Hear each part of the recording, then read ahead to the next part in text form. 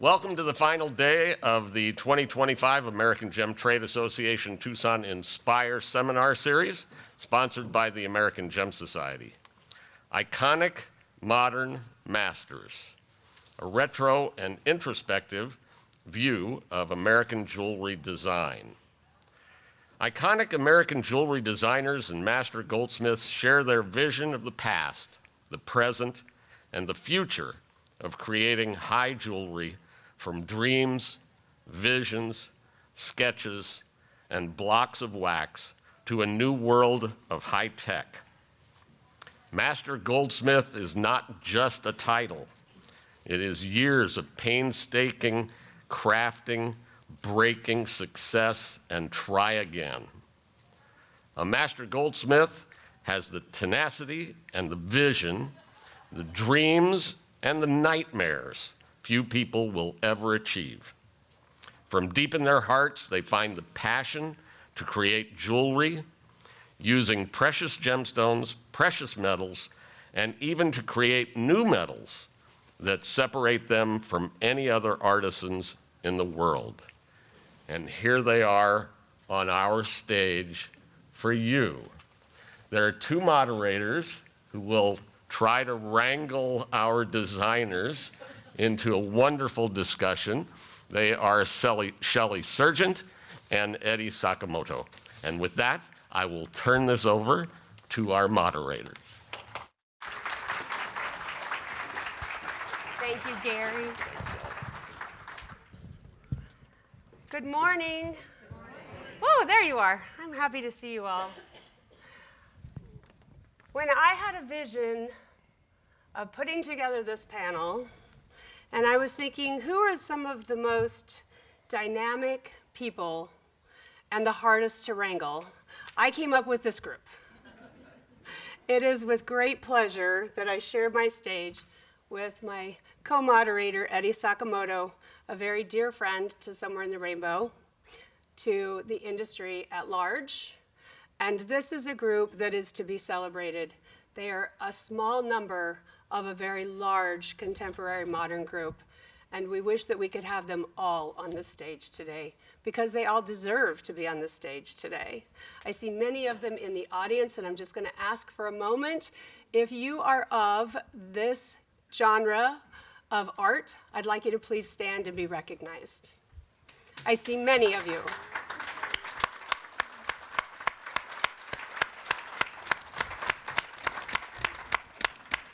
Thank you all, and thank you for being here. I wish I had more than just an hour and a half, because you'd all be here on stage. But if this goes well, we might get to do it again. Eddie, do you have some opening statements? Yeah, I will. Yeah, do you have any opening statements? For all of us, yeah, it's been throughout our career. Yeah, it's definitely been a journey. You kind of never reach that peak or pinnacle of a particular design. Even though you're always trying to reach it, it's elusive. You will never get it, and that's also part of the frustration and the reward of what we do. Thank you. I'd like to take a moment and introduce each of our artists and tell you a little about each of them independently, and then collectively we will start our questions. I hope when you all leave here that you leave with something new that you didn't know, and a piece of magic that you will carry along for all of your jewelry days. And we all thank you so much for being here. I'm going to start with my co-host. I like that. I like you being my co-host. Eddie Sakamoto. For more than 45 years, Eddie Sakamoto has created modern and innovative jewelry designs featuring diamonds and fine gemstones. Eddie is known for his architectural designs and his thoughtful expressions of art through precious metals. He is a multi-time award winner and a passionate artist of high jewelry with always a twist of unexpected engineering. Eddie's sense of balance and understanding of connecting to the wearer is uncanny, and yet it is critical in every piece that he envisions and brings to reality. A true pioneer, Of once what was considered contemporary jewelry, we now think of his art as a modern expression of beauty and fluid motion. You can see his work in many museums around the country, and Eddie is a welcomed guest moderator with me today.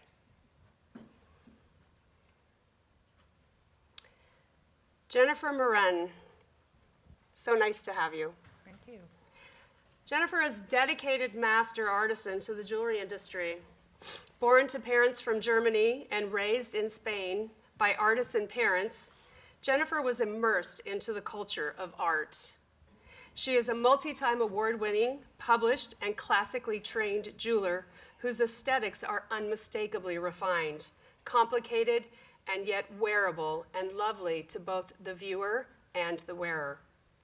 Jennifer is regarded as one of the most accomplished women expert goldsmiths of our time, and her inspiration is seen in many artists' works, not to be duplicated, but a woman who one aspires to become.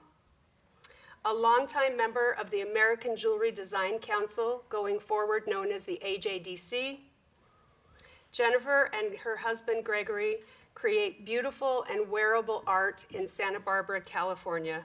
We are thrilled to welcome Jennifer to the AGTA stage today. Victor Velyan, synonymous with cutting edge, motion, and fluid design, with attention to the finest of details. Celebrating 40 years of mastering his skills and creating dozens of award-winning jewelry designs, Victor continues to influence by nature, architecture, music, and culture that you can easily recognize when you see a Velyan original. Victor's jewelry designs are featured in major retail stores, museums, and worn by celebrities all around the world. In a rare public speaking appearance, we welcome Vic to the stage, and we're glad you're here. Thank you. Zoltan David, known for his bold and passionate approach to unique and masterful designs. I've always called him a Renaissance man who seeks to connect the wearer and their personal story through his masterful use of metals and gemstones. He is the recipient of multiple patents as well as a multi-time award-winning artist. Zoltan relies on both historical and contemporary metal sciences to create a body of work that few will ever achieve. You can see Zoltan's master works in museums such as the Alfie Norville Gem and Mineral Museum, the GIA Museum, and the Smithsonian Natural History Museum. To understand the artist, one must experience his art. AGTA judges have bestowed many Spectrum Awards to Zoltan, and it is with great pleasure that we welcome you, Zoltan. Susan Helmich. Susan is a force within the masterful world of jewelry art with a gentle transition to storytelling through her designs. Susan has a style which can be interpreted as so personal to the wearer that her pieces become a part of their daily wardrobe. I can attest to this. I wear a Courage Angel every day. She is a mentor and an inspiring female artist to so many others, and who pours her philosophy and her visions into all that she does. Susan has created jewelry for many retail jewelers throughout her years, but her favorite artistic impressions are those shared with her private clients. For decades, Susan has set the bar high for expert goldsmiths as a client. As a recipient of numerous awards, sorry about that. She inspires others to work towards their own greatness. We share our appreciation in welcoming Susan to the AGTA stage. And last, but definitely not least, our own Adam Neely. Adam began his career as a young boy collecting rocks with his father, and later studied the true art of jewelry making in the purest of training areas, Italy. Adam brings colored gemstones to life in a vibrant and bold way, all the while showcasing the femininity on an altruistic level. Adam is a leader in metallurgy, and his visions continue to pave a path forward for modern jewelry movement being very much alive and very much embraced around the world. Adam is one of the youngest jewelry artists to ever be featured in a full museum exhibition in Laguna, and has been named one of Laguna's most notable men of business. Quite a resume, and he has just begun. Adam, we welcome you to the stage today. For me, my name is Shelly Sergent, and I am the curator of Somewhere in the Rainbow collection. It gives me great joy to say that not only are these my colleagues, but they are also my friends. It gives me great joy to be sitting or standing on the stage with some of my superheroes. And I hope at the end that you all agree that there is a place in the history books. We have Art Nouveau, we have Art Deco, but what we need next is a modern art movement in the history books, and you are all the ones who have created it. Congratulations, and to all of you who are with us, and to many who are not. Let's get our program started. Thank you. Thank you. And now let me find our questions.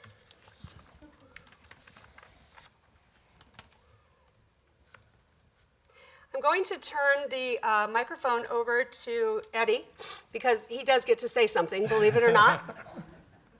And from there, we'll get our questions started. Thank you so much, Shelly, for those introductions. I hope I can live up to You already have. half of what you've said about me.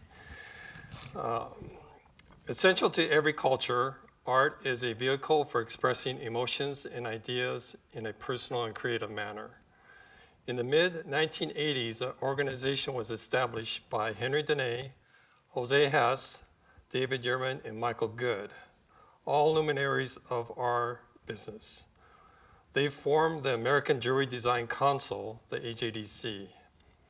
The AJDC was and is committed to raising awareness of the jewelry industry, the art community, the media, and the public about the aesthetic value of well-designed, well-executed fine jewelry, and recognizing it as its own art form. Some of their activities include educational opportunities, design competitions, and constantly challenging its members to reach their creative and technical potential. I'll ask the first question to Susan. As an active member and past president, has the AGDC platform influenced or strengthened your creative voice within the industry? Thank you, Eddie. The American Jewelry Design Council, I would call in the beginning years almost a secret society. We were all inclusive. It was a small group. I was one of few women in the group, and I was very proud to be invited in 1991 to join. I soon realized that you can't go around and say, hey, I'm a member of the American Jewelry Design Council. I'll interrupt you. Excuse me for interrupting. Yeah. Because it was an invitation only. Yes, it was. You had to be organization. invited. You had to be invited. Absolutely. And you didn't know you were being considered. So You're correct. Michael Good was the one that came to my booth in New York and said, Susan, we'd like you to join our group. I said, what group? Anyway, I soon found out that it was a great honor to, it's when I met Henry Deney, the president at the time. And so our purpose was to promote jewelry as a fine art form. And we use those terms a lot in the industry today, but back in that time, fine art and jewelry didn't fit.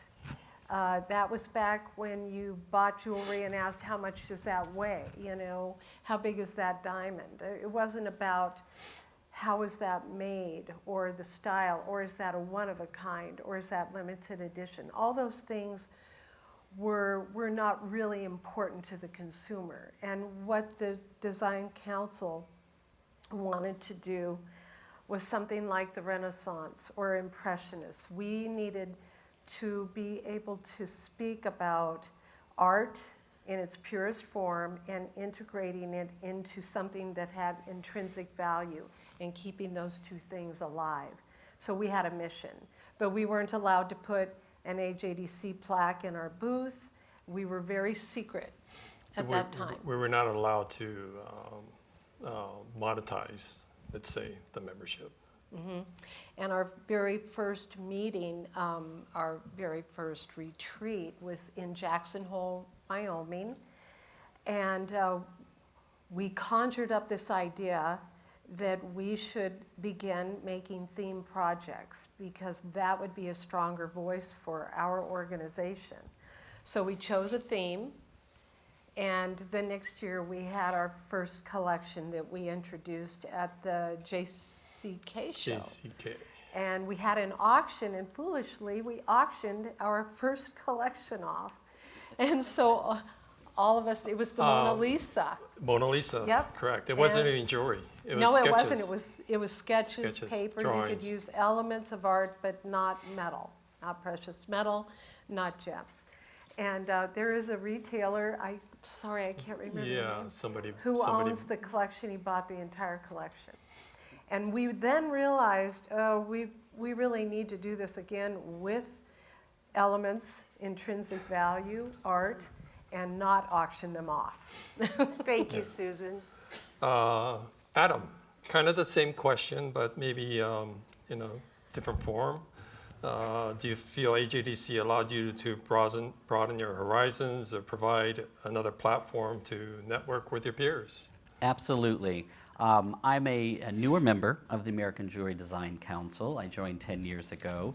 And it is a wonderful group of fellow artisans and designers. And through the years, it has grown. I think we have over 40 members now, and it continues to do so. Nowadays, being a little bit more open about the group. And for me, it's been exciting to go through and learn from the other designers and to have an open door in conversation about what's going on in the industry, what challenges, what are you up to, share that camaraderie together, and also become friends. And through the retreats and through the different programming, it's been really exciting to be part of that wonderful organization. In addition, the focus on education and sharing, I think, is really at the core of what the American Jewelry Design Council is all about. And our annual projects are something that's a wonderful way to see how 40 different designers come together and interpret that same concept all these different ways, and also incorporate their signature styles. And those are getting to be shared. Currently, right now, there's a wonderful case at the Alfie Norville Museum here in Tucson, which I highly recommend to visit. And each year, we have a wonderful opportunity to be showing the newest themed project at the museum. And the goal also of the council is to continue doing other educational programming and outreach within the gemstone industry, as well as through other museum exhibitions and programs. Thank you, Adam. Thank you. The next question, by the way, if you're all wondering what Eddie and I are doing up here, we have a timer. Everybody has their own because this is such a strong group of people that we could spend an hour with any one of them. You'll be here tomorrow. We could all still be here tomorrow. So you're in for the long haul, so we're actually timing We'll have an intermission. You will have an intermission, Eddie says. We'll order pizza for lunch. Not a bad way to spend your morning, though. Zoltan, the next question is for you. Was jewelry always your vehicle for showcasing your artistry, or did you arrive at jewelry through a different venue? Have you ever entertained other disciplines? Let me get a clear shot of that timer that you've got going there. Ready, go. I started, when I was about 16, I knew I was going to be a designer, artist of some sort. I felt it in my heart. It brought me great joy to take a piece of stone and sculpt it and form it and create something with it. and also to do sculptures. And then as I went along in the sculpture world, it was, for me, it came very easily, and I thought, I can't really make a living at this. This is too easy. So I picked something really hard, which is jewelry making, which involves metals and gemstones and a lot of training. And so that's how I ventured into jewelry. I was fascinated with construction, design, materials, and also the environment. I really like being in a Goldsmith studio. The light, the situation, the tools, the music that I play. To me, it's a little piece of heaven. So I got to jewelry through sculpting and just through the love of being creative. Thank you. That's how it worked for me. Thank you. Jennifer, I'd like to ask you the same question. Would you like me to repeat it? Sure. Was jewelry always your vehicle for showcasing your artistry, or did you arrive at jewelry through a different venue? Have you ever entertained other disciplines? I would say I have, but I'd always went back to jewelry. And like you mentioned, I came from a very artistic family. It was a priority. And as a child, I did love collecting butterflies and bugs. I love small, intricate things. When we moved to America, I went to high school in Santa Barbara, California, and there I got introduced to a jewelry making class, and I was love at first sight. And I did a lot of fabrication, a lot of stone inlay, casting. And when I left high school, I wanted to explore other media. So I wanted to paint, I tried printmaking, I tried clay, and I got a bachelor's in fine arts. And at the end, I decided, no, it's jewelry. I think I can make money with jewelry, and I really love doing it. And I went to London because in the back of my mind, I really wanted to go where there was still a lot of old traditions. And I thought, well, Europe. So I went to London, I spoke the language, and I went to Sir John Cass College, and I treated it like a city college. I took classes in engraving, enameling, stone setting, fabrication. The teachers would bring the pieces they were working on.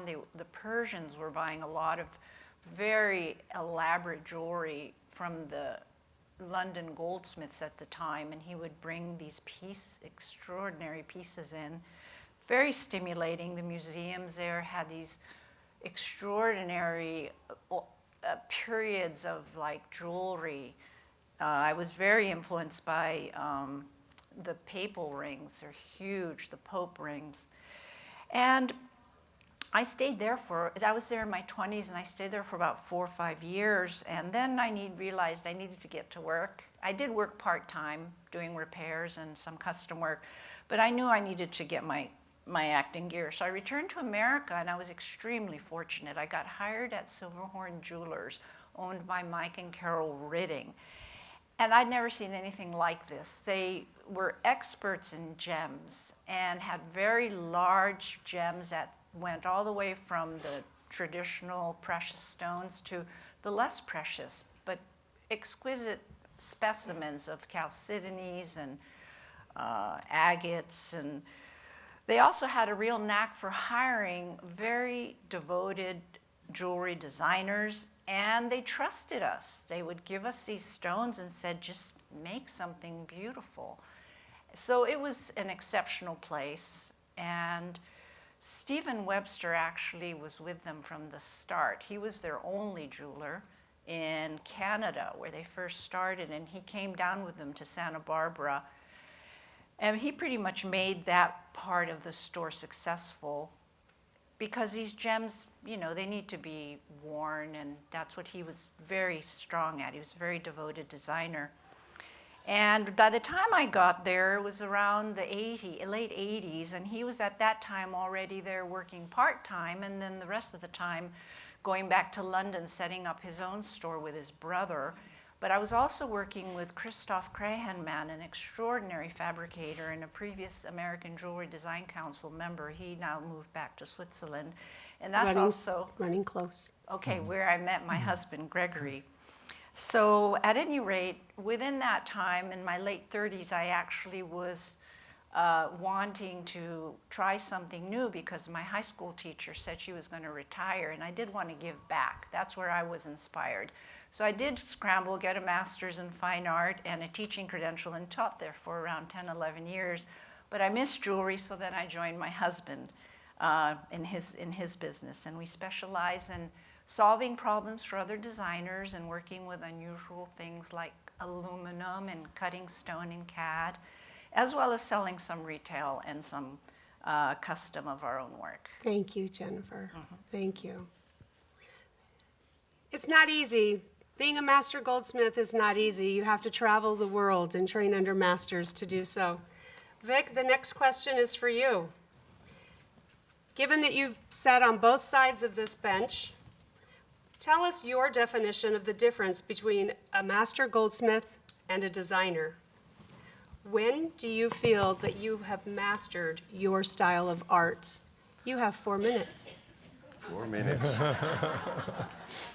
Well, that's a fairly simple question. A master jeweler is a person that dedicates himself or herself to making jewelry.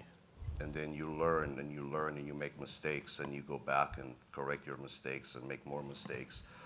By the time you have achieved, by the time you're there where you can solve your own problems, 90% of your production is right on the money. It's exactly how you had it in your mind. And you are trained in execution of every aspect of jewelry making. I think that makes you a master jeweler. A designer, being a designer for me is completely different. Being a designer is you're constantly in search of inspirations, and you may draw that on everyday life, or you may draw that on whatever your hobbies are. I could be sitting in an airplane and looking at a cloud, and yeah, to most people it's like it's a cloud, but I may think of something that ultimately will bring that cloud, because I do a lot of organic work. So Yes. I draw a lot of inspiration from anything in nature, including clouds. Like I said, I keep going on and up of clouds. Vic's living in the But- clouds this morning. Yeah. So anyways, to short of it, the designer is the person that takes all those inspirations and executes it and puts it into a piece of jewelry that may not have anything to do with the original inspiration, but the inspiration was there nevertheless, including being at AGTA, looking at a gemstone and getting so excited about it because you already have in your mind. You might change your mind several times later on, but you already have in your mind what that beautiful ruby or that Paraiba is going to become. And that's a designer. So would it be fair to say then that a designer is the idea person and a goldsmith is the executor Absolutely. of their visions? Absolutely. And for each of you, different, they can do both. So I think that's a great explanation. Thank you so much. The next question is going to be to Adam first and then Jennifer. This is a very important question, I think, for many people in this room, and Eddie and I both found it to be really important for them to verbalize this, because many of you sitting here are wondering, how do you do both? Can an artist also be a successful business person? And do you find conflict between the two sides of the brain, the artistic and the business mind? Adam, you first. Thank you, Shelly. Well, I You know don't sound so thrilled. it's a great question, and I think that having both is wonderful. But if you don't have both abilities, finding a team member to help you with one of those sides of the business. Now, for me, I enjoy both. And I find, though, that they're in different worlds. So I schedule my time where I'm focusing on the business. I take off the creative hat for a while, do the emails, the client calls, some of the meetings, and then put that away, let the creativity really dive in, take time to dream up the designs, get into the zone, go and make the pieces, be at the bench, and be quiet, and then go back to business. And so balancing them is always a little bit of a challenge, but I enjoy the challenge, and I think that in our industry, so many of us are small businesses, and we have that entrepreneurial spirit. And that's what makes our industry very special, but also gives us a challenge of learning, okay, how are we going to grow and change and evolve with what's going on in the industry and different trends and generational shifts. And so I think that, you know, it's important to keep that business acumen going and always wanting to grow and challenge yourself, but also don't forget about giving that time for the creativity and the design. Thank you. What I just heard Adam say was it takes multiple personalities living inside oneself to make this successful. That's what I just heard. Jennifer, same question for you. You and your husband run a very successful business in Santa Barbara. Well, How do you do both? You know, I think that actually making jewelry really lends itself to being practical because you do have to keep track of time. You're making something. And you also need to keep track of the cost of the materials. So it's, for me, it feels somewhat natural segue. But you do need help. It's very important to network. Talk to other people, talk to us. We were quietly saying this when we first were meeting. We're here to offer our perspective. So please ask. The young have an advantage, though. They're a bit more comfortable with social media. They're a little more flexible. They're more at ease with changing trends. But either way, it's important to try things to discover what's going to work for you. When we were invited into the American Jewelry Design Council, that was huge because we were isolated in our workshops. And we got to talk, well, hey, what's your design process? What's your business process? How do you sell? That was really, really helpful. In our case, I tend to migrate toward one area. I do the books, I'll order normal supplies, I'll keep a calendar. Gregory is research and development. He's very techy. He likes to find unusual tooling, unusual metals. But we both share with design and with making. And sometimes I'll start a project, he'll finish it. He'll start a project, I'll finish it. So that's really nice that we have that. That has to be very complicated to go from one brain to the other for a start and a finish on a project. Yeah, it really is. And, I really have to work on myself to try to do that seamlessly.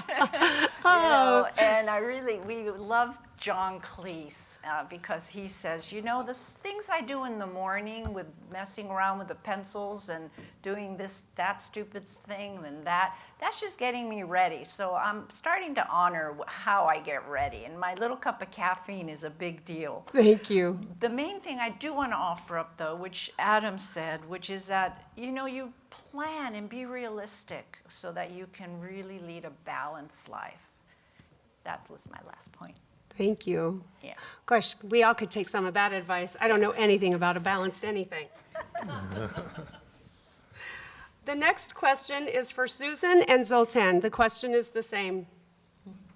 Have you created work outside of the realm of your signature style? Yes. And have you created work that the viewer would not recognize as yours? Each of you have 4 minutes. Susan first. Okay. That's a great question. Outside of my design realm, I'm always surprising myself because I think I have a sort of style and then something new arrives. And it's because of the inspiration, some of the things that you talked about, Vic. You see a cloud, you see this, you see that. I'm constantly with more ideas than I can produce, which is exciting. A friend of mine, Michael Good, once said long ago when I was making only one-of-a-kinds, that was very tricky. I'd stand in my booth with an array of pieces that were all independent. And I thought, I really don't have a style. Maybe I do, but I don't see it because I'm always changing. And then Michael Good talked to me and he said, Susan, I see your style in every piece. I see this kind of continuance of your ideas, and you are generating and producing a look that is your signature. But I couldn't even see it. So did I step outside? I've been outside of myself the whole time. Fair enough. Okay. Have you created work that others would not recognize as yours? Me? Mm-hmm. Oh, recognize? No, I don't think so. I'm always surprised. People say, oh, I could tell that was yours. And I'm thinking, really? So I don't think so. I agree with you. Zoltan, would you like the question repeated? Yeah.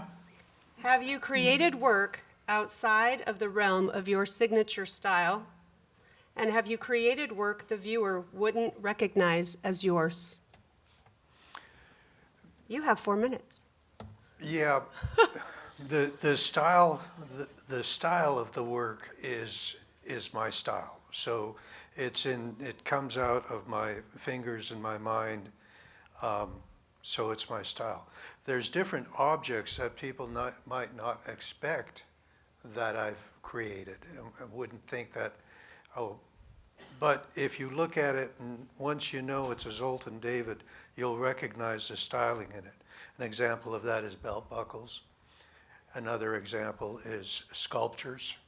And in the sculptures that I do, or in the doors that I might do, or occasionally ornamental architecture, there is a style there that's really, everything is coming from within me, and as an individual, I'm not sure how I could not create something that's my style unless I go ahead and copy an idea, which I've probably done in the past. But what I like to do is I like to imagine things within myself and bring that out. And so my work starts as a vision. It's something that I see, and then I'll put it on paper if necessary, and then I'll put it into 3 dimensions. But my heart is deep, deep into what I do, so everything I create is my style. There was a piece that Zoltan did a few years ago now, the neck piece that you guys own. And I loved the piece, I saw the piece, and I just loved it for what it was. I didn't think it was Zoltan's piece. Oh, Candy Crush. The bicolor tourmaline, No. rubellite tourmaline? You know what piece I'm talking about, because I told you, Zoltan. Yeah, I that said- was Candy and Ice. Candy and Ice. And I said, Yeah. Zoltan, I'm going to give you my best compliment in that I love the piece. I'm surprised it was you. Because to me, because to me it showed a different side of you. Yeah. And I think that's really a challenge. Well, my father was an engineer and an inventor, and my mother was a renowned cake decorator, so I built stuff and decorated. Yeah, I mean, however, What a great family to come from. however it occurred, but I think Sometimes, for me, that is one of my best compliments I can give to anybody. It's like, wow, this is fantastic. I didn't know it was yours. sometimes like that particular was a very rare suite of bicolor tourmalines, red to pink to white, really an insanely matched suite of gemstones, tourmalines, that demanded what I do with it. It had its own character, and it was very geometric, and It was kind of deco looking. If what's- it's yeah. kind of deco, if Yeah, I may. yeah, it's very skip. deco looking. And it really was like, you're gonna make this thing with me being the stones, because that's what you're gonna have to do in order to make something beautiful. So it guided you. Well, my prime directive is always to create something beautiful. And that was my idea of what to do with those gems. That would be something beautiful. And by the way, it was really hard to make Well, that piece. That was a difficult piece. Technically or artistically? Both? Technically. Yeah, okay. Technically, it had a lot of interior polished sides right, and stuff like that. So a We'll lot bring of the light. piece next year. You can all see it, unless it's at the museum by then. Yeah. I think it's at the museum already. You can see it actually already at the Alfie Norville Gem and Mineral Museum in the Treasury. Yeah, so sometimes I go down a path that I was very much influenced by Star Trek as a child, so I like to go where no one's gone before. Where no one's gone before. You guys didn't know you were coming to a comedy show too, did you? Okay, so this goes out to all 5 of our panelists, this next question. And Vic, I'd like to start with you. What are the rewards of jewelry making as a career?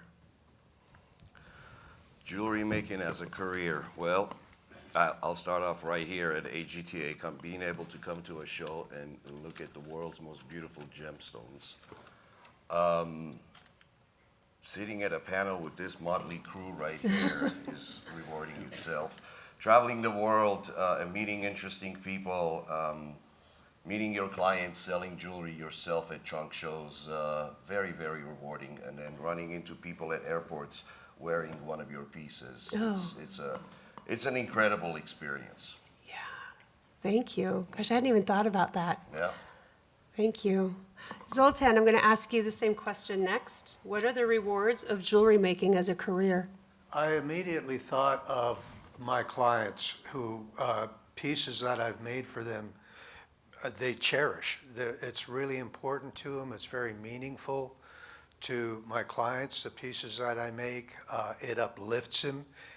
It adds to their personal power by the joy that it brings them. And the other thing is, I get to add beauty to the world. On a personal level, as I strive to create things that are beautiful, it helps me to become what I would define as a better person. It makes me stronger when I have to go beyond something easy and go to something challenging. And I've been doing this for more than 50 years, and I feel completely blessed to be able to do what I do, because it's been very, very good for me, and it's been very, very good for others. And more than once in my life, my art has saved my life. So it's a blessing on many levels. That's a powerful statement. Thank you. Jennifer, same question. Well, this just occurred to me during this panel discussion, which is living in America, we all have the opportunity to have our own signature style. We don't have to copy any particular style. So you can really explore what's significant to you based on your history, your likes, your dislikes. So I think that's really cool. Also, like Vic said, there's nothing more exciting really than coming to Tucson. I mean, you see the entire gamut of this industry, from the miner to the cutter, to the setter, to the maker, to the designer, the seller. Just everyone is here. And like he mentioned, if it involves travel for you, that's super exciting. And I'd like you to know that the American Jewelry Design Council has a lot of members that are self-taught, so it's not a difficult career to enter. And it's not highly regulated in America. You can buy a stamp from Rio Grande and stamp your own metal, which leads me to say also that honesty is a very big part of your value.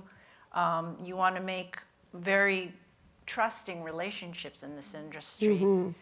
and you want to be very sincere yourself. Of course, there's a satisfaction of coming up with an idea for something extremely rare and beautiful and then executing it, and then someone buying it and then giving them joy. That is irreplaceable. And one thing that I want to impress upon those of you who are starting in the career is that your own personal effort in becoming a better designer and a better craftsperson will advance you in your career. So, Thank you. Susan, same question. What are the rewards of making jewelry as a career? Well, I have to say that everything that has already been said is true for me. Traveling the world, meeting people and building relationships that have lasted years. I'm now over the 50-year mark in this business. I started in lapidary in Los Angeles.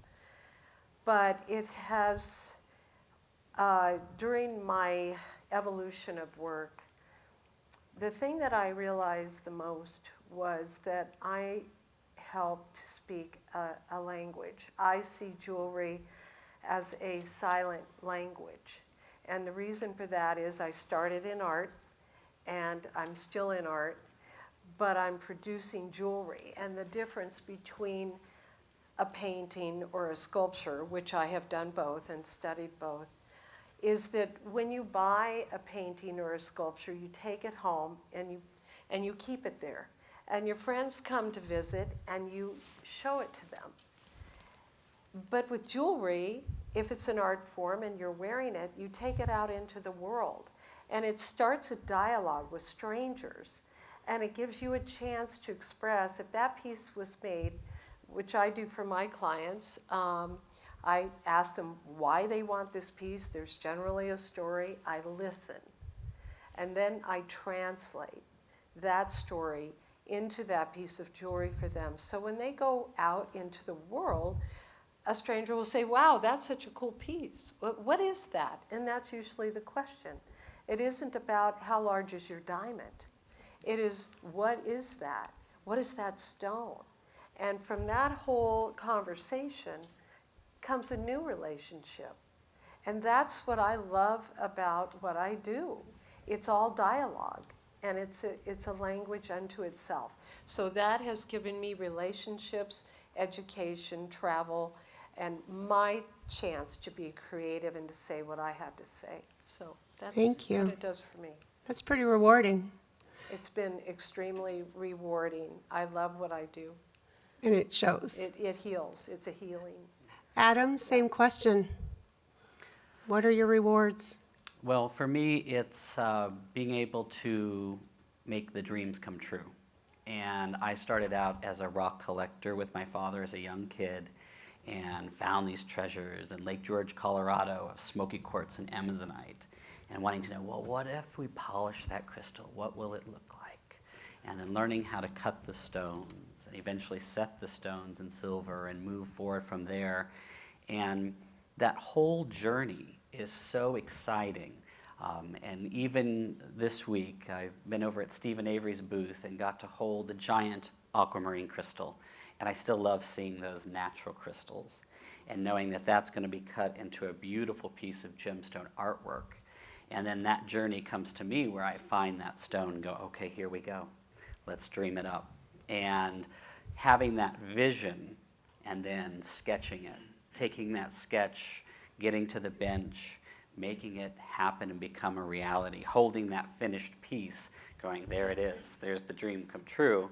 But as Susan was saying, it's when that comes to the collector and that the person that is that patron that purchases that special piece of artwork wears it, the journey really becomes complete. And that journey continues on as well. This year I had an exhibition, as Shelly was mentioning, in Laguna. It was fabulous. Thank you, thank you. And we worked with a wonderful curator and jewelry historian, Tim Adams. And he was talking in one of our presentations about how some of the earliest artifacts that we have in history are actually pieces of jewelry. and they have they're still here today. And you see some of these original carvings that are in jade or pebbles that have been transformed in museums, and those stories are still being told after hundreds and thousands of years. And so it's really exciting to think that we're all creating those pieces that are going to continue making history even beyond us, and that's what is really extraordinary. Yeah, thank you, bravo. So on the opposite side of the rewards, I'm going to start with Zoltan. What are the detriments of creating jewelry for a living?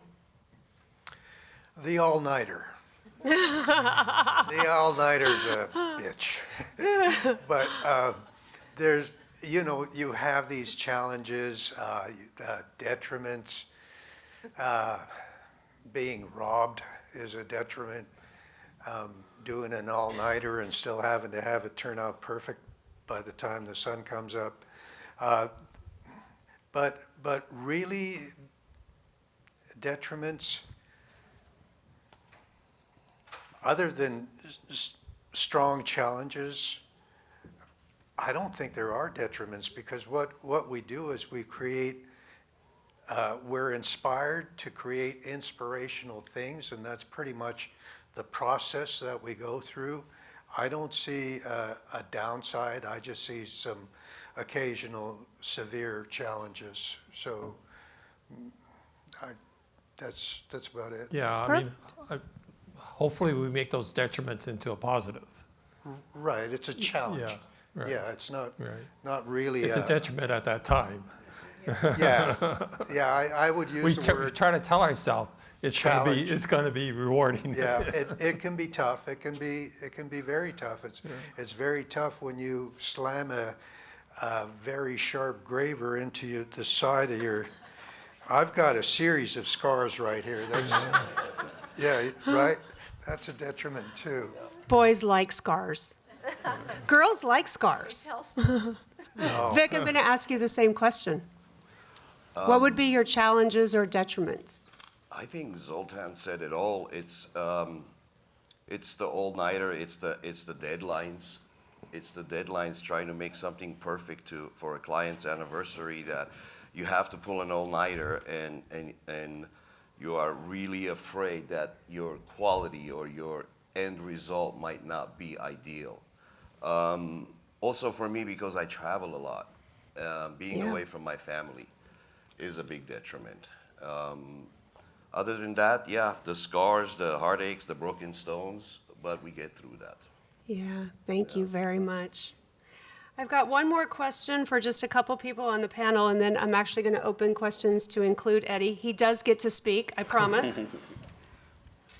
But first, I'd like to know, Vic, I'm going to start with you, even though you just finished. I want you to keep talking. Okay. I want to keep hearing your voice. Define for us your thoughts of artistic jewelry versus commercial jewelry. You only have 2 minutes. Okay. Artistic jewelry, to me, it's made by an artist. And what is an artist? Artist is a person that's going to take a different approach to jewelry making, whether it's jewelry making or painting. You're going to bring your own touch to it. You're going to do your studies. You're going to do your artistic jewelry is something that you bring in different textures, different elements, different art forms to make a piece of jewelry, but do it with a lot of thinking. What was the second part of the question? Versus commercial jewelry. Artistic versus commercial. To me is more, it's something that you make with more common metals, common gemstones, mass We call those production. diamonds at somewhere in the rainbow, just saying. More common materials and common techniques. That's how I would separate. Okay, that's fair. Adam, same question. Artistic jewelry versus commercial. I think that artistic, it's about the original intention. And so for artistic pieces of artwork, I think that you approach the piece as an artist would as a sculptor or a painter in the fine arts, of looking at the use of line, color, texture, form, balance. and thinking about making this piece of artwork and not thinking so much about the commercial manufacturability, about scaling this up into being produced in China and by the thousands, but more so about this one piece of artwork that you're looking at, that you're wanting to perfect. You're wanting to tell a story, a unique story, versus the commercial world. I think it's looking at more of a financial start of, I'm taking these gems, I want to make something that's beautiful as well, but I'm thinking about, well, how can I make this in a larger quantity? What's easier to manufacture here? How can this be scaled up or down? What will the market bear as far as purchasability and interest to it? So I think it has a little bit more of a focus on the financial side of it and the manufacture side to be scaled up. Very good. Jennifer, same question for you, please. Oh, sure. Well, Adam really spoke to, I think, my way of thinking. When I'm creating something that's not commercial, I really want to keep the original idea as much as possible. And in my case, I also like to consider like all the sides, make sure everything is reflecting the concept that I'm trying to convey.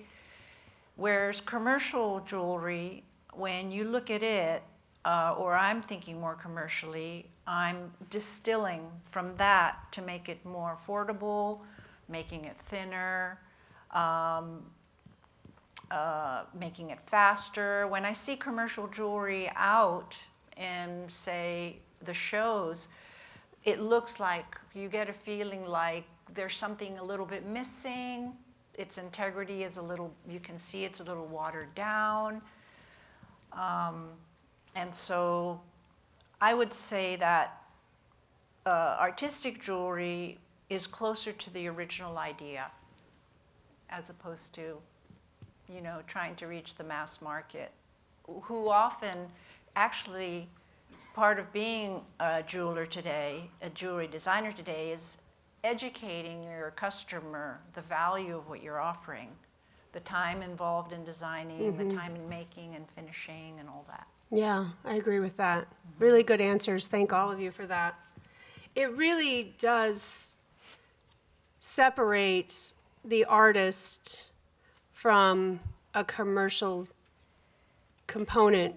For us as collectors, it's very easy to walk into just about any venue and be able to pick out an artistic piece of jewelry that someone has really poured their heart and souls into, who have studied the path of those who have gone before them and are setting the path forward for those to come after them. And all of those things become, they scream very loudly when you're looking at jewelry in anywhere in the world.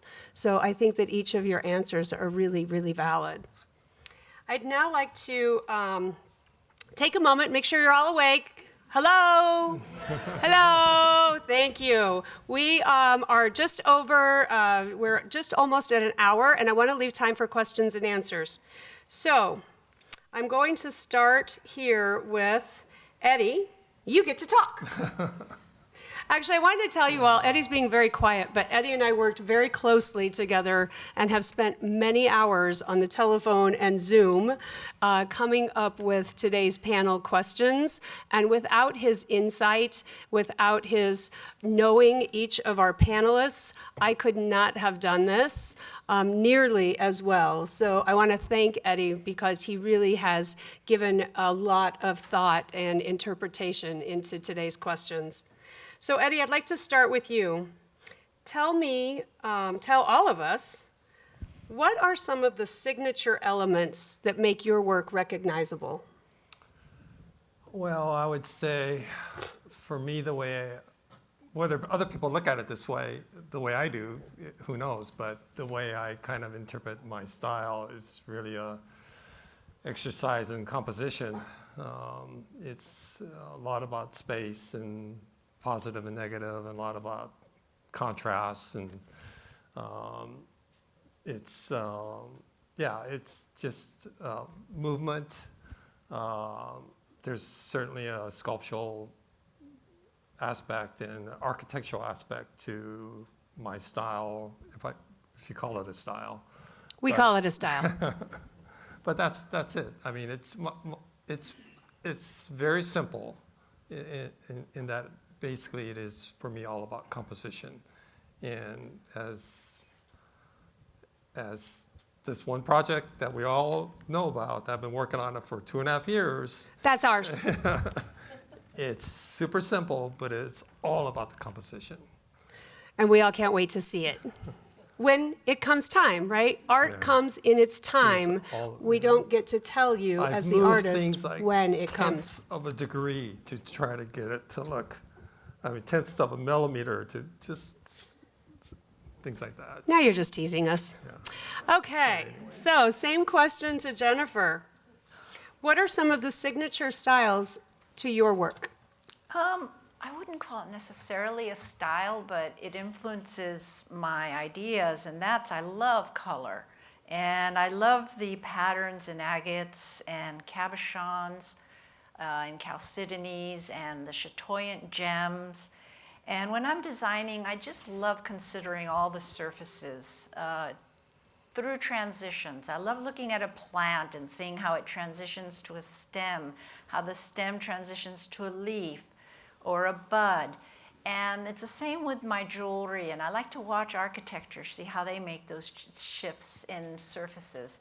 So I really consider that a very rewarding part of my work, looking at the front, the side, the back. I love using the skills I've learned. I'm just really into skills. And I love clean work. And I like to work a little bit large, make it a bit of a fashion statement. So my earrings are larger, my rings, my brooches. And they're all beautiful, I have to say. Vic, same question. What would be some of the signature elements of your work? Signature elements. I would say my number one is my patinas. Agreed. Yeah, I have spent countless hours and created some literally witch's brew type of homemade patinas. I love textures. I'm also the kind of guy that's walking around in the garden. I'll see a cool rock texture and I'll take and press it against the wax to see if I can dig that texture. So I would say textures, patinas, unique setting styles of incredible gemstones. Yeah, and you're very good at it. Thank you. Zoltan, same question. Signature elements to your work. Balance, proportion. The proportion comes naturally, the balance is there. I really connected with Eddie when he says he'll be doing something and he'll move it 0.5 millimeter and it makes a difference. It does. Form, different forms. I like to have forms that aren't common forms in jewelry, and of course there's that inlay that pretty much wraps itself, my mother, the cake decorator, wraps itself on just about every form I do, and sometimes I'll do something without it, and my wife will say, well, that's not a Zoltan David, and I'll go, oh, okay, well, fine, we'll put some inlay in there if you insist. So, yes, we all have a style that's recognizable, but we're also artists who are out of the box, so don't be surprised if you see us add to our repertoire, add a new element that wasn't there before, possibly even take away an element. No one accused Picasso of doing the wrong thing when he went from a classical painter to these line sketches that became historic. I think that one of the things that's a common denominator with all of us here and all artists of integrity is that their work is original. I love that, artists of integrity. Susan, some signature elements to your work.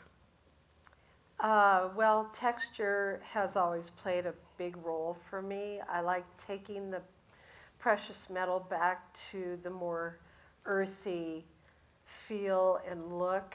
I want to remind the viewer where that metal came from. You won't see a lot of high polish in my work. I'd love to have the contrast of the glass bead blast, not sandblast, against a polished.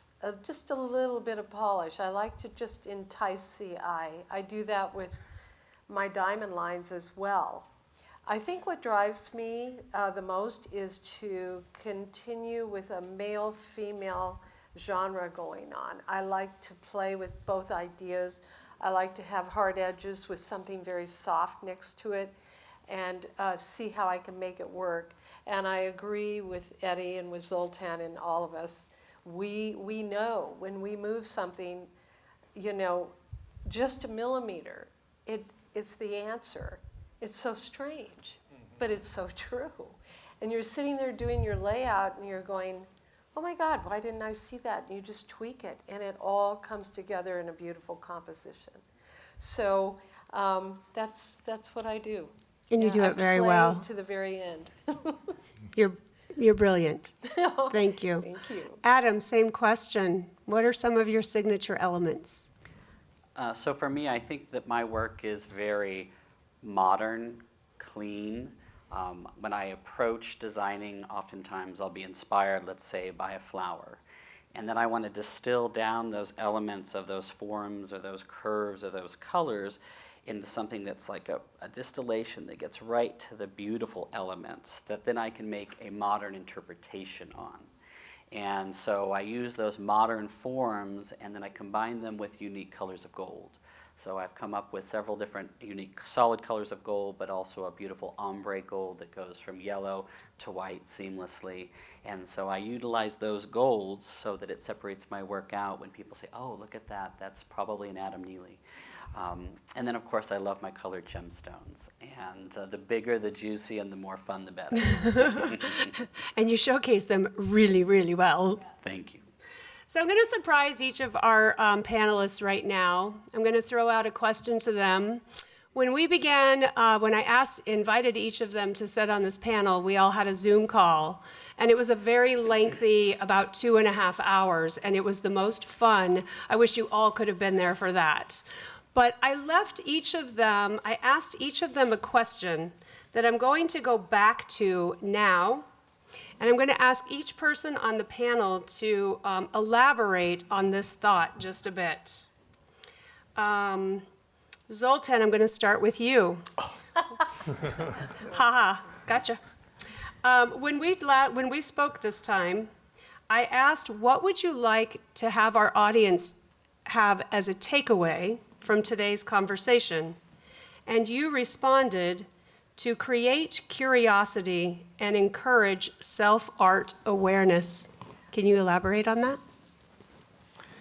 When I was, a couple of days ago, I was thinking about this panel discussion we were having, and I came across this, and I don't know if I'm elaborating on what, but I came across this saying by Maya Angelou that I just have to share, and that is that you never run out of creativity. The more you create, the more creativity you have. So I think that that process, that creative process, is something that we as human beings can all share in on a personal level. And the more inventive you are, being curious, and the more you touch upon that creative flow, the better it is for you as an artist, as a human. Follow your heart, go down that path, be confident down that path. I was talking to some jewelry makers earlier this morning, and I said, well, we're all floating down the same river in different canoes. And that's true, and you're going with the flow, and sometimes you want to go upstream, but it's better to go with the flow. And while you're in the canoe, remember, be balanced, because if you're not, you're gonna tip. So that metaphor is what I'll leave you with. Go with the flow, stay balanced. I think that's really good advice, but I don't think any of you are go with the flow kind of people. Our own I'm just going to say what everybody else is thinking. But okay, we'll go with that. the personal flow. Okay, we like One that that. speaks to you. Adam, when we left our call, you answered my question by saying to harvest greater appreciation of jewelry as art and the shifting direction of artists through sharing and learning. Can you elaborate on that? Sure. I'm hoping that after the conversation today, and I'm so honored to be included amongst this beautiful board of very talented designers and artists, that you walk away with looking at art jewelry in a different light, of going, okay, there's an artist behind that, and there's those challenges that they overcome, the inspiration that they did, and then poured their heart and their soul in that piece. And so, there's a lot of commercial jewelry out there, and there's a lot of beautiful commercial jewelry. But when you look at those art pieces, there's a little extra that has gone in there. So keep your eyes out for them, and hopefully support them as well. In regards to, in the second part was? Sorry. You finished with sharing and learning. Thank you. So I spoke a little earlier about the American Jewelry Design Council and artists sharing and learning, and I think that one thing that I've done through my career that I encourage people to do is to go to other designers that you admire, or cutters, or artists, and talk with them. Say, would you mind if I could take you out for a coffee or set up a phone call? And some of them will share, some of them may not. But it's great to go and ask, because I've had some wonderful mentors over the years that have taken me under their wings and said, hey, Adam, you know what? Here's a little bit about my story. And that helps me learn and grow. And I find that a lot of people, if you ask nicely, are open to sharing their stories. And I encourage you to, enjoy and build those friendships in the industry, because they are treasures themselves. Thank you.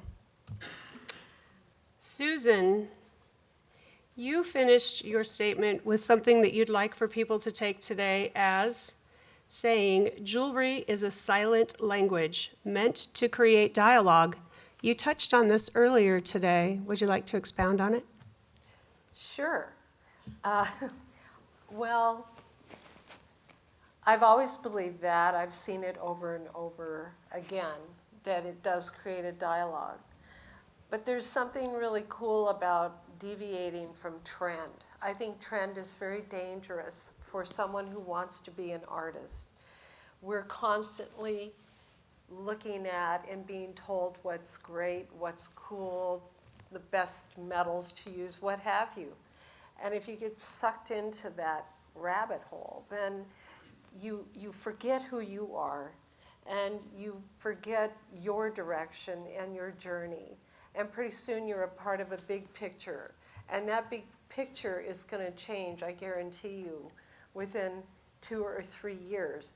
And if you haven't been sticking to who you are, then you have to reinvent again. You have to go, okay, now what's cool? And so it's very dangerous to follow trend, in my opinion. The other part of that silent language is that my appreciation, it isn't just the art that we're giving you, it's the consumer who is daring enough to step outside of what is the most popular trend, look at something and not only covet it, but buy it, and then to take care of it. And I tell all of my clients when they leave, after they've given me their check or their credit card, I say, by the way, you don't really own that. And remember that you don't own it. And they go, what are you talking about? And I say, you're the guardian now. You have paid to be a guardian of this piece, this gem, this piece of jewelry. You take good care of it, but you don't own it. It's going to go to someone else at some time. And that's the beauty of this industry. We're looking at things that from the beginning of time until today, beautiful things that have been handed. And I'd love to know those stories, and that's part of that silent language too. So that's where I'm coming from. Beautiful, thank you. Jennifer, you left us with this quote: to create an opportunity for the wearer to find their voice, enriching lives and self-expression. that is so important to us. When we have a customer come to us, they don't know how to make jewelry, but they have an idea that's really important to them. Currently, we're working with someone who got very ill, and she's young. She has 2 young children. And so the whole experience of creating something for her is just full of so much hope. And it's just, I feel like a doctor almost. So I feel that part of my job is to serve. And when I create my own work outside of custom work, I feel like the person who loves what they get from me, they're getting a little piece of me, my little vision, my vision. And so when I collect a piece of jewelry, I'm doing it because I'm collecting a piece of that artist. And I do just want to say finally that it's really important to hear how other people discover their way, but only use it as a way to discover your own way.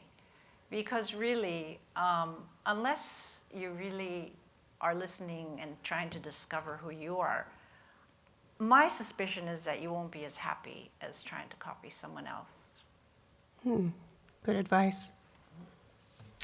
Eddie, you left us with to create a better understanding of oneself and of self-reflection. Yeah, I mean, that was kind of directed to people that, hoping that people that are in the audience that are maybe aspiring designers or longtime designers, that you are kind of always reevaluating yourself and your own creative personality and identity, and able to kind of always kind of, again, it's not a goal, it's a journey. You just hopefully can continue on a path forward and develop the next better idea. Thank you. Vic, you left me with bridging the artistic vision with the collector's desire and their lifestyle. I guess I'm the grand finale. You are the grand finale. Well, I want to leave you with this. If you're new designers, young designers, find your individuality, find your niche, and find your style. If you're a retailer, spend more time with artists, spend more time looking at artisan jewelry. It is really rewarding, and the clients do respond a lot more than they used to. So that's what I'm going to leave it with. Individuality. Find it, it's there. You all have it. Thank you.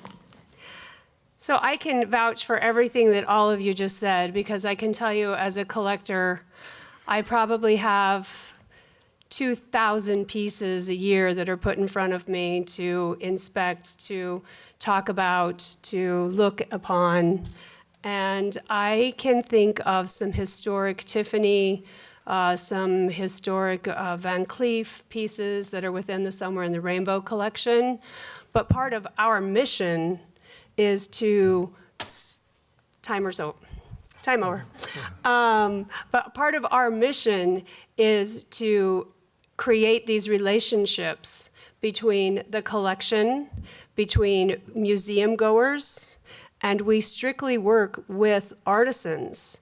We work with young artists, young lapidary artists. We have cutters as young as 12 years old in our collection. We have, we work to tell your stories. And any retailer that is sitting in our room today, anybody here in retail? Because otherwise I won't go into this. If you don't have an artist being featured in your gallery, you're missing one of the most romantic and rewarding relationships that you could ever have. You can buy jewelry anywhere.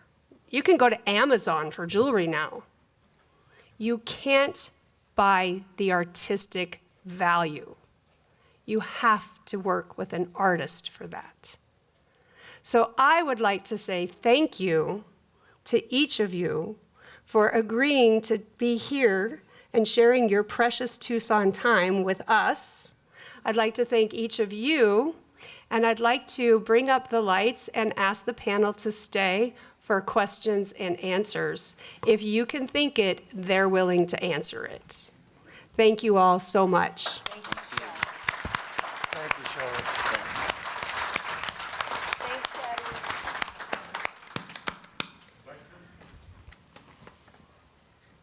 Yeah, way over there. All right, this is for anybody on the panel, the whole panel, whoever wants to take this question on. Oh, boy. So with the onset of AI now being used and advancing, There we go. I know. You can answer. so this is for the entire panel, whoever wants to take a stab at this. So with the onset of AI now being used and advancing rapidly in jewelry design, do you feel this is a tool that designers, anybody on the panel, would be a help, or do you think it's more of a detriment to the art form of jewelry design moving forward? Well, there's Pandora's box. It's just been opened. Whoa, leave it to you. Yes, well, I think it can be both. It depends on how it's used. It's just another tool if the makeup of the artist is creative. And so then they will go to AI and AI will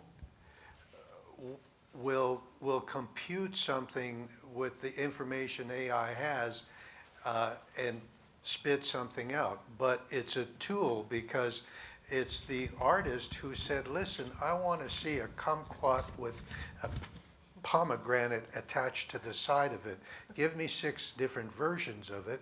Gives you the 6 versions, and you go, well, I like that one, and put a piece of asparagus there while you're at it, and pretty soon you got this thing that came from the artist's mind. So it can be a tool. It can also be a huge crutch. And it's a crutch to those who don't dip into the well of their own creativity, and it becomes a crutch. So the digital tools of today are neutral. It's always that idea of garbage in, garbage out, good stuff in, good stuff out. It's a tool, and it can be destructive, and it can be creative. It depends whose hands you put it in. It's no different than a guitar. Depends who's playing it, what it sounds like. But it's new, and I think it's worthwhile for artists to go beyond tradition and see if they find value in things that are new, see if they find value in things that are cutting edge. If they do, add it to your repertoire. If they don't, throw it out. I tend to agree with Zoltan. Yeah, there's 2 sides of that blade, yeah. Yeah. Similarly, I think CAD kind of was the same Yeah. concern too when it came into the picture. Definitely. So, we've all dealt with that, and it's kind of, it's been a double-edged sword. It's been good and bad. Good question. So, Thanks, Josh. We'll see. Future will, yeah. All the way in the back. Hold on. I want to add to that very quickly that I think knowledge is power.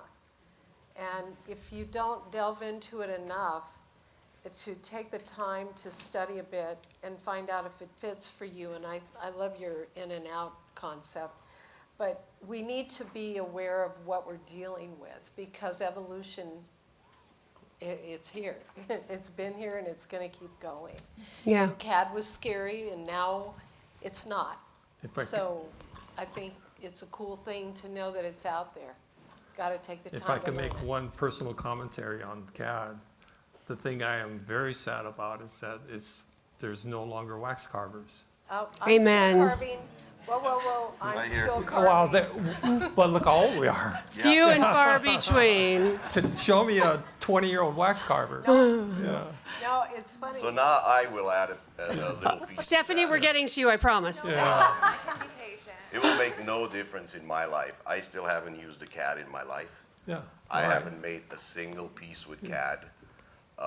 Cool. So again, but I agree with Zoltan. It's what a person is going to do with it. And to some of us, it's going to make absolutely no difference because CAD made no difference in my life. Actually, CAD boosted my business because now there's that very small group of collectors that will not have anything to do with it.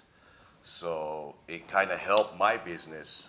I still haven't touched it and probably do the same with AI until I retire. Well, that's not happening. Stephanie, in the back.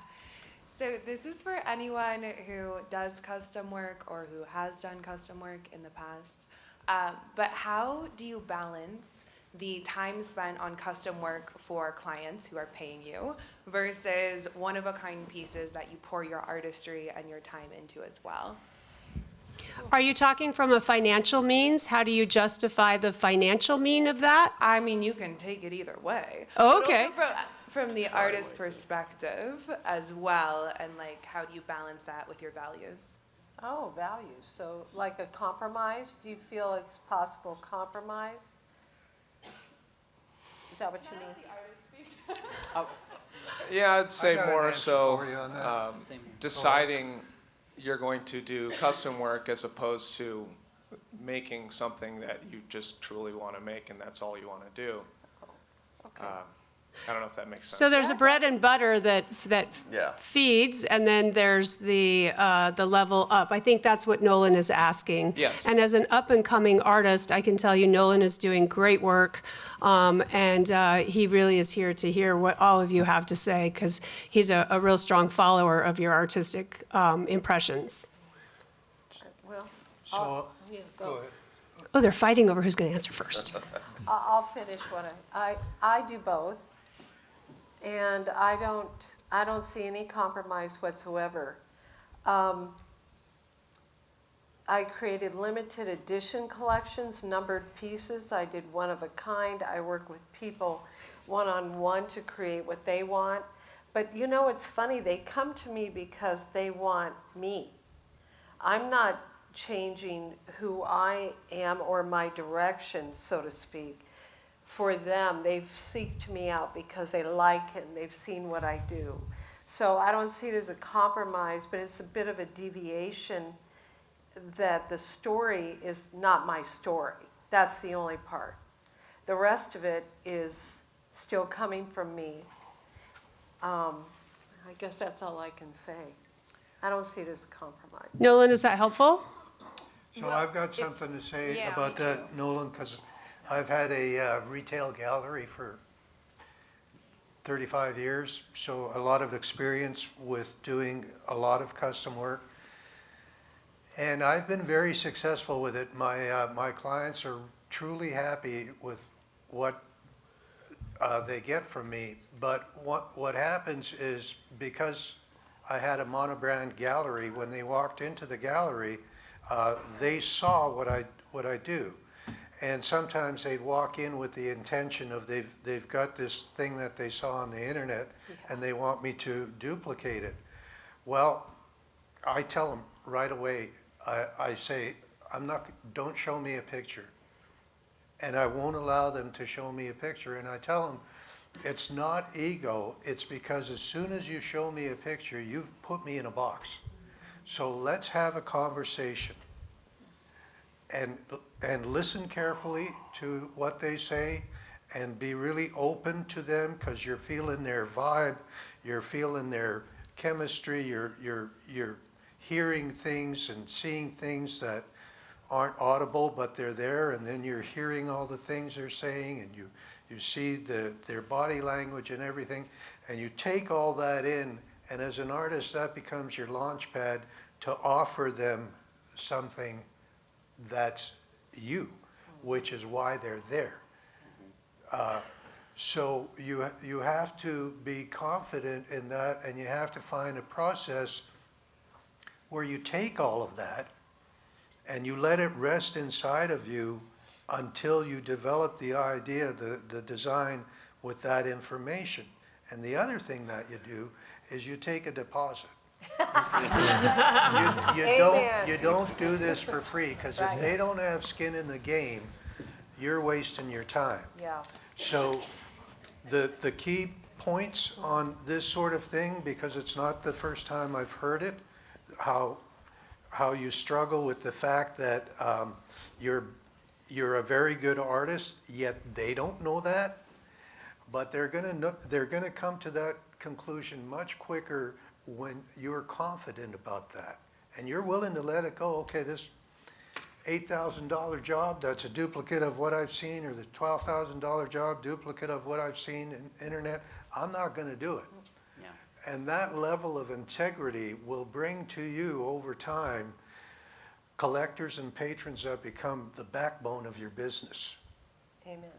So you don't look at a picture, and you listen really carefully, and you're very respectful, and you have integrity in what you do, and you take a deposit, and you say, come on back tomorrow or next week or whenever, and I'll have the design ready for you. And if you follow that process and you don't push that creative flow, but listen to your intuition as to what you're going to design, 99% of the time, you're going to come out really successful with it, and they're going to be very happy with it, and they're going to get something better than they ever imagined they were going to get. So take that leap of faith. Say, I'm an artist. I'm not, go to Costco if that's what you want. Yeah. Oh, Adam, you had something to add? Building on Zoltan and Susan, what you have said is, when somebody comes to you, hopefully they know and appreciate your aesthetic already and design, and so you're working with them in your aesthetic. And sometimes I have somebody that will come and say, well, I saw something from the internet and I want this, and it's different than what I do, and I'll be happy to connect them with that artist. And say, also though, if you're looking for something that's more of my aesthetic, then we can take a look at this design. But I'm happy to connect clients with other artists that if that's their specific style. But oftentimes they go, no, I'm interested in your style, and so we start that dialogue. And I've had a couple of collectors that started out with a very small project, and it may have taken 4 hours that afternoon to work on setting this tiny little rose-cut diamond in a fairly simple design. But the client was really happy. And then over 10 years, they've grown to become one of my largest collectors that started out from that 4-hour appointment with that tiny little rose cut. So you never know where it'll go, but it can also really develop into a wonderful relationship. Great advice. Jennifer? Yeah, I wanted to offer a different angle to this question, how it resonated with me. Gregory and I, we get a little frustrated when we're caught up too much doing custom, and we want to spend some time really exclusively on our own vision. And so what we started doing as an idea for you is we've actually said, okay, we actually do say this. We've made the money we wanted to make this year. We're going to take a month off and just focus on our stuff. And we're trying it out, and it gives us that sort of satisfaction that we sometimes miss when we're focusing too much on other people. Mm-hmm.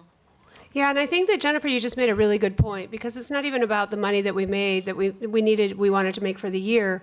It's the fact that you understand, as an artist, you understand the value outside of the monetary side of your time, your creative processes, your thoughts moving forward. You allow yourself that time, because it's not then necessarily about the money, because that will come. Your next vision will bring more signature style. It will bring more awareness. It will bring more money. It will bring all of those things. So I think what you said is just dead on. Vic, do you have anything to add? No, still take a deposit. Eddie? No. Okay. Great question, Stephanie and Nolan. Appreciate that. Over here. Hi, I have a question about your creativity. Thank you for coming. So, when you first start a design and you have a metal and stone, and there's that space and time where you start the creative juggernaut, right? Because it gets big. How do you sit at the beginning with your metal and stone? How do you sit with it? It's an abstract question. Are you saying you come to a point where you're like, hit a roadblock? You're what? I don't quite understand the. No, yeah, it's not a roadblock at all. How do you sit with the stone and metal at the beginning to start that juggernaut, that creativity? So in other words, I think I understand her Yeah, question. okay. So you want to know what how they're So- guided. It's an abstract So question. you buy a stone at AGTA, you take it home. Yeah. When do you decide, or how do you decide what it's going to become? Yeah, how do you sit with it, the Okay, metal and the stone? yeah, so I Yeah, can answer okay. that question. I once bought an incredible fire opal at this show. Took it home, and I was convinced it was going to be a habanero pepper because it was very orange, it was fiery, and it had the shape of a habanero pepper. But it sat on my desk for about 2 years. And actually, one of my boys at the shop, he said, "Boss, if you make that into a habanero pepper, I quit." Because it was such an incredible stone, but it had the shape. Long story short, that stone became a dragon 2 years later. It just sat on my desk. When I buy something really, really special, I will spend a lot of time with it. I will take it home. I will just admire it every once in a while. If I'm sitting there drinking coffee, doing nothing, I'll look at it. And that's how I have 3 safes full of gemstones still. So, therefore, that's my approach to a design. A lot of times, a stone will tell me what it wants to be. And as a lapidary artist, and I will speak to Nolan, any other lapidarists in our mix? Yes. All of you know exactly what Vic is saying because the stone typically will tell you what it's going to become, and then your work goes on to tell the artist what it's going to become. So it's a really beautiful symbiotic relationship. I always have said, nature gives us rocks, cutters give us gems, designers give us heirlooms, and you can't have one without the other. Beautiful. Right? So So really good answer. Let it reveal itself to you, which is what the process that Vic uses. Don't force it. It took me a long time to learn this lesson, by the way, where I would use my logic to create something like it's a habanero pepper. But no, that doesn't feel right. And you can feel when you're on the right wavelength with what you're creating, and allow that to happen through contemplating the piece or looking at it, but allow it to happen. Allow that vision to come to you. It will come to you. And I think using pencil and paper while you're there. Yeah. Let that become the speaker say the words for you, of course, through design. And then you'll discover which shapes work, like that. If you Hope we cons- answered your question. I wanted to say, if you consider yourself a framer, I think we're all framers. You know, we buy stones and then we stare at them for a long time. I don't know, depends what you mean about framers. Oh, yeah, okay. Not that kind of framer. We'll talk later. But I tend to join gems with gems. And, you know, I'll buy one, and like you, it sits on my bench, and I stare at it. And sometimes years go by, and it's still there. And it's funny, all of a sudden, another gem will come into my world that belongs with that stone. And it's like symbiotic twins or something. They don't, you know, they're opposites in style, but they belong together. And then the whole thing just explodes. Have you had that happen? True. It's so cool. Yep. So the worst thing, you have to have patience, grasshopper. And also keep in mind that sometimes the stone isn't the shape you want it. So then you might have to become a stone cutter. Yeah, well, that's true too. I will tell you, as a collector at Somewhere in the Rainbow, I'm going to speak to Eddie here for just a moment, because when Eddie first started working with Somewhere in the Rainbow, we would be talking about a stone, and he would have it sitting in front of him. And while he was listening to the conversation, and he was following along with where we were headed, he was headed off in a very different direction. And he already had pencil to paper, and he was already formulating ideas. And I will tell you, of the 60 plus pieces of Eddie Sakamoto that resides in the Somewhere in the Rainbow collection, not one time was he sketching something that's what he delivered. Right? Yeah. Right. So, Yeah, I was going to add to the comments that don't be afraid to throw it away. Yeah, right. Throw that sketch away and start all over again. yeah, or don't throw the sketch away, because you might come back to it at some point. But Yeah. where you start with it and where it Yes. ends, it could be very, very different. Yeah. Very true. Yeah, for sure. Thank you. It was a great question. Oh, Eddie, go ahead. No, and it's, it's hard to know when you are on the wrong direction too. Sometimes it just, you started off thinking positive, but then along that path, you go, God, this is just not What yeah. Yeah. Yeah. How many hours later that you Yeah. wasted, yeah. There's a question right here in the front. Afternoon. For aspiring new designers, what fundamental principle or practice would you recommend a new designer hone and perfect from the beginning to better help them prosper as a designer? Wow, that's big. Oh, that's a big question. So, tools, techniques, materials. The more you know about the tools, the more you know about the techniques, and the more you know about materials, the faster you are going to find your own voice and make a mark in the industry for yourself. Imagine an architect who only works with wood. He may know everything he needs to know about wood and how to construct with wood, but it's all going to be these wood structures. So all of a sudden introduced to his world is stone and how to work with stone, and glass and how to work with glass, and now his palette is expanded. Now his imagination has room to grow.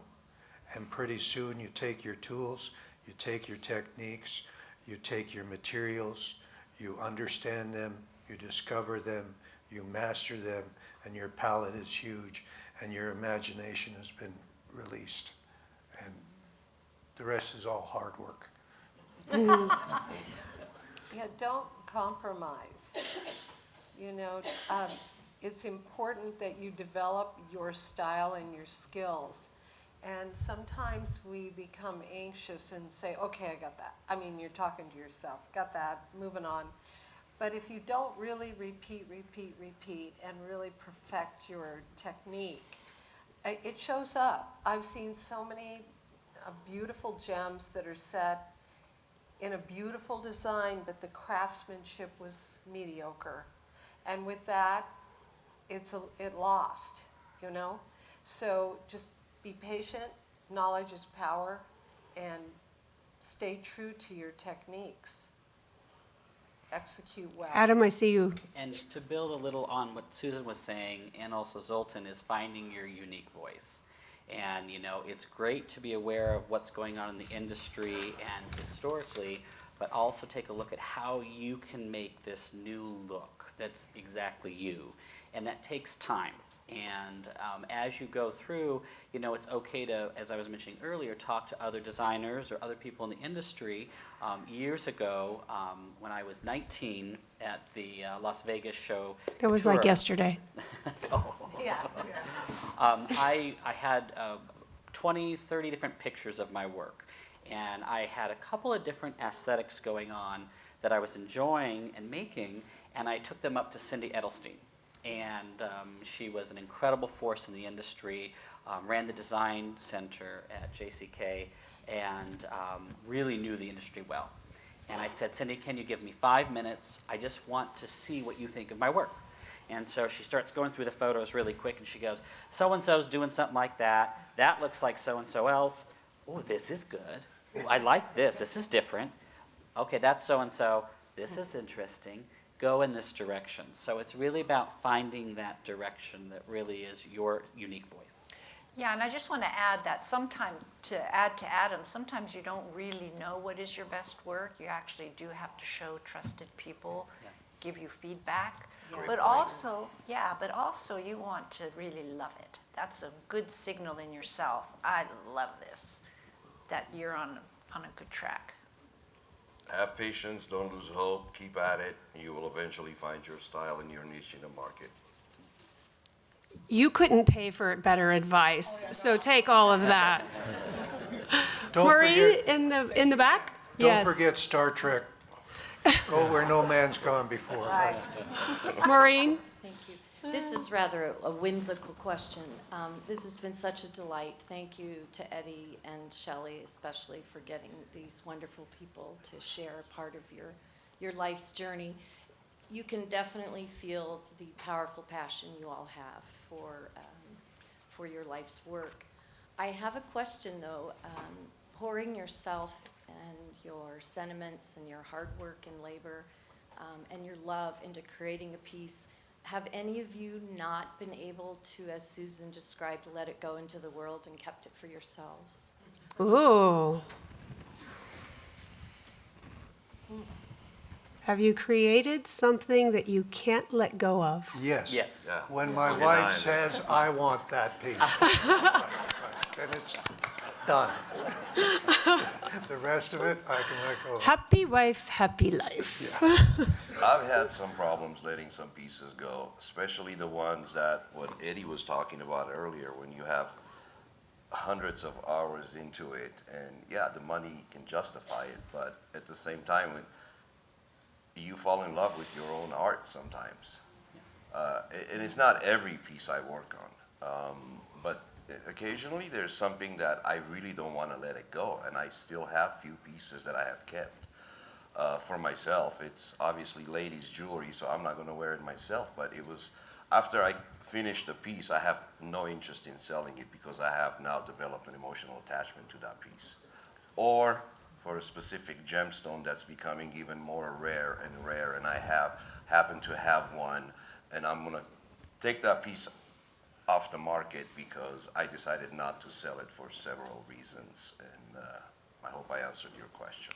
Yeah, and I'll tell myself, excuse me, go ahead. 20 years ago, I was showing up in San Francisco, and I had a collector that was looking at one of my recent award-winning pieces.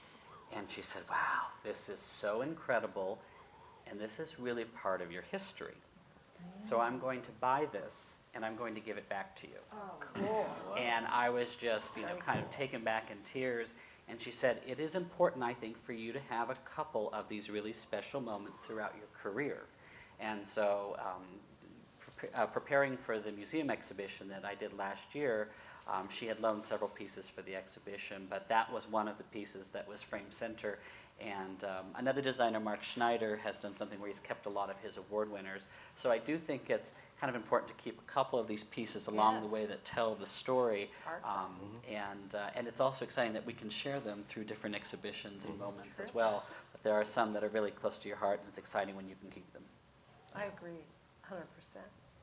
I've had a call from an appraiser, estate dealer, who sees my little trademark. By the way, very, very, very important to you, young man. Trademark, you should sign your pieces from the very beginning, whether you feel they're worthy or not. This is that story that later you can tell. This is the first year that I was creating or whatever, but you need to sign your work. So anyway, my signature and trademark has changed a couple of times because of business deals and such. And so this appraiser called me and said, hey, I'm handling an estate for a family, and I think some of these pieces are yours. So I said, send me pictures, because what I've also done is keep an archive on every piece I've ever made. So it's just a 5x7 lined card, but on that card I keep all the time the hours that I put into it, the amount of gold, what I paid for the gold at the time, Whew, gem, that'd be scary today. what I paid for the gem and who I bought it from, what year I made the piece. So it's a total little archive, and I have drawers and drawers of these cards now. And my son, who just left, always says, Mom, when are you going to get rid of all these cards? And I go, are you kidding me? It's my story. Yeah. Never. But this, but this appraiser calls, and he sent me pictures, and I said, okay, send them to me. I need to see the condition of them. And I bought them all back. It was like my children came home. And then I high-graded what I wanted to keep for me. And I kept those pieces, and then some. I actually called Shelly and said, I've got some pieces here that are muy importante for a history of Moonsteiner. Yeah. And my first work. So now you have that. But They're also on display at the Alfie Norville Gem and Mineral Museum, and there's a walkway from here to there. That's another plug. But it is, it's an interesting journey, and I do have things that I've kept that I made, and I said, no, I'm not going to sell this. And it's important. I'm sorry, Susan, go ahead. No, that's it. We have time for one more question, and I've got to clear the stage because there's a live cutting event with Brett Cosner right next door at 12 o'clock, and I don't want to run him late. So one more question, and we will have to close for the day. Please. So my question is this, from a client's perspective, how can a client work best with a designer to facilitate that design and creative process, aside from giving you the deposit? She got that part. So you mean, how do you avoid your client becoming my client? No, I'm the client, say. Okay. I have a gemstone Yep. that I have no idea what I want to do with. Or maybe I have some idea of what Yep. I want to do with it. How can I best work with you to facilitate that process of creating something really special? Zoom or a personal meeting? Personal.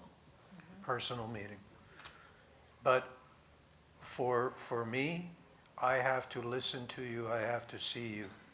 We have to interact. You have to talk, I have to listen. Could we interpret the question to be, as a client, how do I create a relationship with you as an artist? And Would that be, okay, okay. well, I think to add, like, when I'm first getting to know a client and they want to do a custom piece, having an idea of how they would want to wear the piece. So is this headed towards a ring or a pendant? Also bringing pieces that they have in their collection, images, so that I could see, okay, you lean towards a lot of white gold or yellow gold. Also being able to, describe your personal style and how you see you wearing this piece. Is this a piece that's for red carpet? Is this a piece that you want to wear for jeans during the day and then can go into night?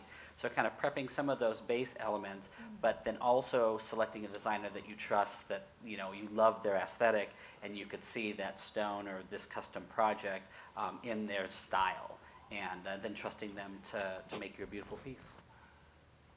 I want to say I agree. And lifestyle. I ask a lot of questions about what is your lifestyle?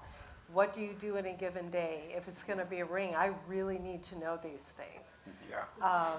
And then I want them to share with me also their sweet spot, which I don't use the word budget, but hey, there's a budget. And I don't care how much money somebody has, they all have a perceived value already in their head as to what they want to pay you to do this job.